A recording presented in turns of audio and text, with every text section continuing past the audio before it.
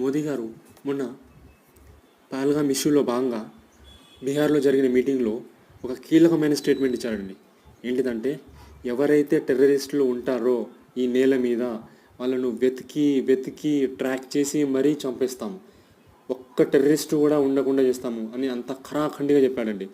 ఇది ఇండైరెక్ట్గా హోల్ వరల్డ్కు ఒక మెసేజ్ ఇచ్చినట్లు. ఓకేనా? సో దీంట్లో భాగంగానే మోదీ గారు కొన్ని పాయింట్లను రేజ్ చేశాడు. ఏంటిదంటే, సింధు నది జలాలను ఆపివేయడం. ఓకే, ఈ సింధు నది జలాలు పాకిస్తాన్కి వెళ్తాయన్నమాట. సో ఈ జలాలను ఆపివేయడం, అత్తారి అండ్ వాఘా బార్డర్ను క్లోజ్ చేయడము, మీన్స్ ఇరు దేశాల మధ్య రాకపోకలను ఆపివేయడం. ఇందులో భాగంగానే